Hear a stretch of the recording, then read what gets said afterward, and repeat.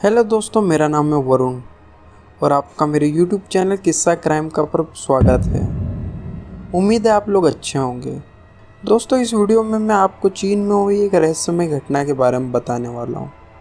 दरअसल मैं बात कर रहा हूँ चीन के बस में हुए एक चौंका देने वाली घटना की, जिसके बाद कई लोगों ने डरकर रात में बस में सफ़र करना ही बंद कर दिया था, जिसको द मिडनाइट बस, द लास्ट बस टू द प्रेग्नेंट हिल के नाम से भी दुनिया भर में जाना जाता है। 27 साल पहले दिनांक 14 नवंबर 1995 को चीन की बस 375 अपने निर्धारित समय पर युआंगमिन युआन बस टर्मिनल से प्रेग्नेंट हिल के लिए निकलती है। ये इस रूट की लास्ट बस थी, इसलिए पूरी बस यात्रियों से भरी हुई रहती है। इस बस का रूट टोटल 16 किलोमीटर लंबा होता है, मगर कुछ किलोमीटर चलने के बाद एक एक करके सभी यात्री अपने अपने स्टॉप पर उतर जाते हैं। सभी यात्रियों के उतर जाने के बाद बस अब पूरी तरह से खाली हो चुकी होती है। बस में सिर्फ ड्राइवर और महिला कंडक्टर रह गई थी।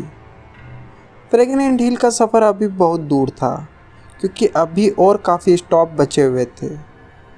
लगभग आधी रात का समय हो चुका होता है, चारों ओर अंधेरा होता है और सड़क पूरी कोहरे से भरी हुई होती है, क्योंकि ठंड का मौसम था और नवंबर का महीना चल रहा था। एक दो स्टॉप गुजरने के बाद बस नंबर 375 समर पैलेस के बस स्टॉप पर रुकती है। वहाँ पर एक बूढ़ी औरत, एक 19 साल का लड़का और कपल खड़े हुए होते हैं। बस रुकते ही वो लोग बस में चढ़ जाते हैं। इसके बाद यंग कपल ड्राइवर के पीछे वाली सीट पर जाकर बैठ जाते हैं और लड़का बस के गेट के पास साइड वाली सीट पर बैठ जाता है और वह बूढ़ी औरत लड़के के ठीक पीछे वाली सीट पर जाकर बैठ जाती है। इसके बाद बस फिर से प्रेग्नेंट हिल की तरफ निकल पड़ती है। अब बस में कुल मिलाकर 6 लोग सवार थे। Bus driver, lady bus conductor, एक कपल, एक बूढ़ी औरत और 19 साल का लड़का। आधी रात हो चुकी थी और बस जिस सड़क से होकर जा रही थी उस सड़क पर दूर दूर तक कोई भी इंसान नज़र नहीं आ रहा था। आसपास का माहौल एकदम सुनसान था। लगभग एक दो स्टॉप गुजरने के बाद बस ड्राइवर को 2 लोग सड़क के किनारे पर खड़े दिखाई देते हैं। क्योंकि वो लोग जहाँ खड़े थे वहाँ पर कोई बस स्टॉप नहीं था, तो ड्राइवर बस रोकने के बारे में नहीं सोचता है। वो लोग जंगलों के बीच में एक सड़क पर खड़े हुए थे। फिर महिला कंडक्टर ड्राइवर को समझाती है कि ये इस रूट की आखिरी बस है और अगर हम बस नहीं रोकेंगे तो उन्हें कोई दूसरी बस भी नहीं मिलेगी। इसके बाद ड्राइवर सड़क किनारे बस को रोक देता है। बस रुकते ही वो दोनों लोग बस के पिछले वाले दरवाजे से अंदर चढ़ते हैं। बस में बैठे यात्री और बस कर्मचारियों की नज़र उन दोनों पर पड़ती है तो लोग चौंक जाते हैं, क्योंकि वह 2 लोग नहीं बल्कि 3 लोग थे। दोनों लोगों ने सहारा देकर एक तीसरे व्यक्ति को अपने कंधे पर उठा रखा था। उन दोनों व्यक्तियों के चेहरे बिल्कुल सफ़ेद थे, आम लोगों से भी ज़्यादा सफ़ेद। तीसरे का सिर नीचे की ओर झुका हुआ था और उसके बाल बिखरे हुए थे, जिससे उसका पूरा चेहरा ढका हुआ था। दोनों व्यक्तियों ने चीन के प्राचीन काल के कपड़े पहने हुए थे, जो सफ़र कर रहे सभी यात्रियों को आश्चर्यचकित कर रहा था। तीनों बस में सबसे पिछले वाली सीट पर जाकर बैठ जाते हैं। बस नंबर 375 अपने मंजिल की तरफ फिर से निकल पड़ती है। अब बस में कुल मिलाकर 9 लोग सवार थे। बस ड्राइवर, एक लेडी कंडक्टर, एक कपल, एक बूढ़ी औरत, वो 19 साल का लड़का और जो 3 लोग अभी बस में सवार हुए थे। अगले स्टॉप पर कपल उतर जाता है। उन लोगों के उतर जाने के बाद बस नंबर 375 फिर से अपनी मंजिल की ओर रवाना होती है।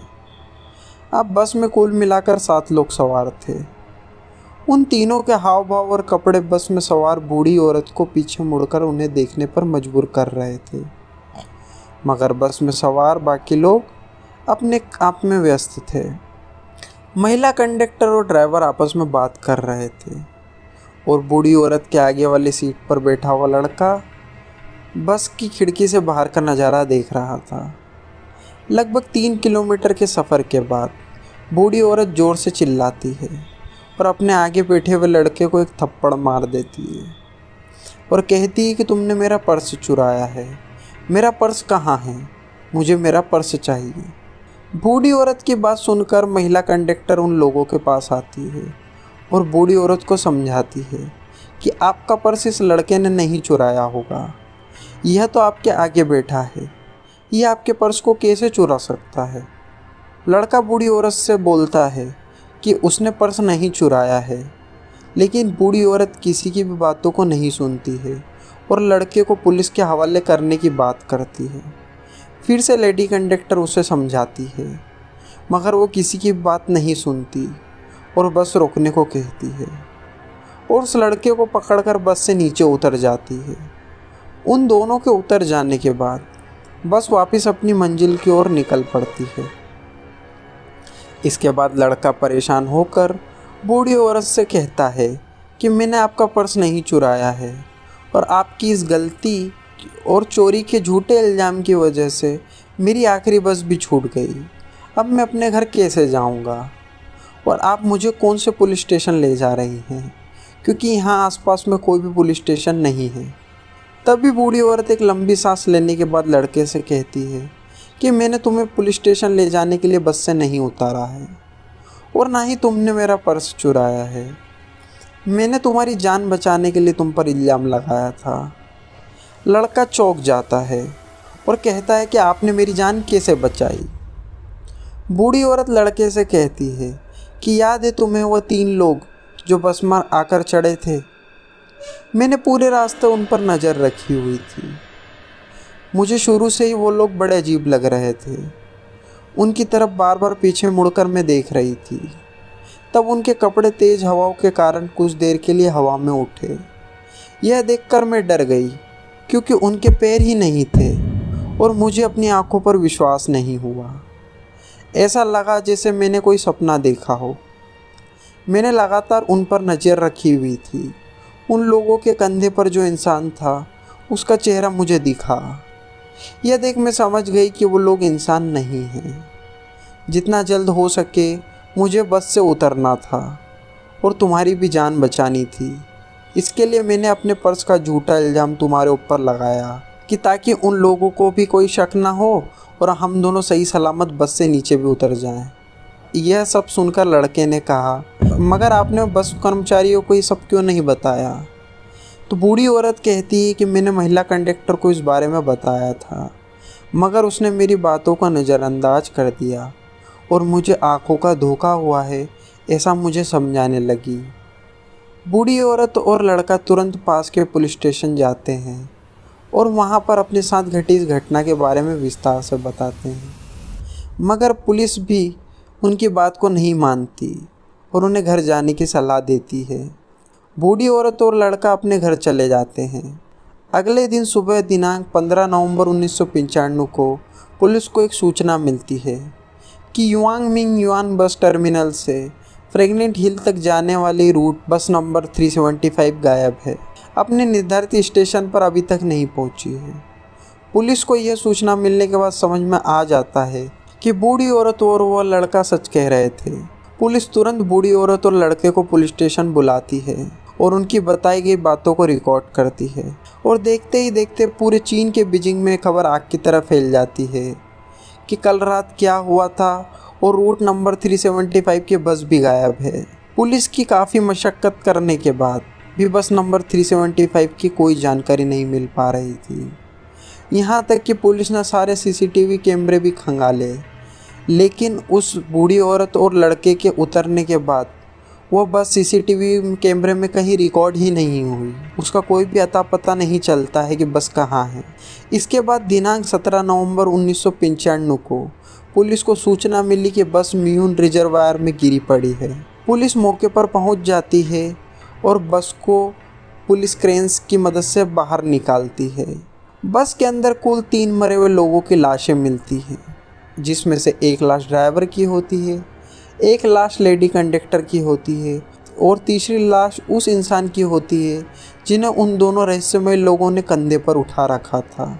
ये लाशें बिल्कुल सड़ चुकी होती हैं और ऐसा लग रहा था कि इनकी मौतें कई दिन पहले हो चुकी थी, जबकि केवल 2 दिन पहले ही बस गायब हुई थी। मात्र 2 दिनों में कोई भी मरे व्यक्ति की डेड बॉडी इतनी कैसे सड़ सकती है। और बहुत सारी चीज़ें भी चौंकाने वाली थी। बस फ्रेगनेंट हिल से 100 किलोमीटर आगे मिली थी। बस मालिक ने बताया बस में इतना डीजल ही नहीं था कि वो 100 किलोमीटर दूर आगे तक जा सकती थी। जब पुलिस वालों ने बस का फ्यूल टैंक चेक करने के लिए खोल कर देखा तो फ्यूल टैंक ताज़ा खून से भरा हुआ था। यह घटना 1995 की सबसे बड़ी घटना मानी जाती है। यह पता ही नहीं चल पाया कि आखिर वो लोग कौन थे और वो बस बिना डीजल के 100 किलोमीटर दूर क्या खून पर चलकर गई थी। 2022 में इस घटना को 27 साल हो चुके हैं और ये घटना खुद चीन के अखबार ग्लोबल टाइम्स ने अपने वेबसाइट पर डाल रखी है, तो उसे झूठा भी नहीं ठहराया जा सकता। तो दोस्तों, यह थी चौंका देने वाली एक बस की कहानी। आशा करता हूँ आप सभी को ये कहानी अच्छी लगी होगी। तो वीडियो को लाइक करें और चैनल को सब्सक्राइब करना मत भूलना। धन्यवाद।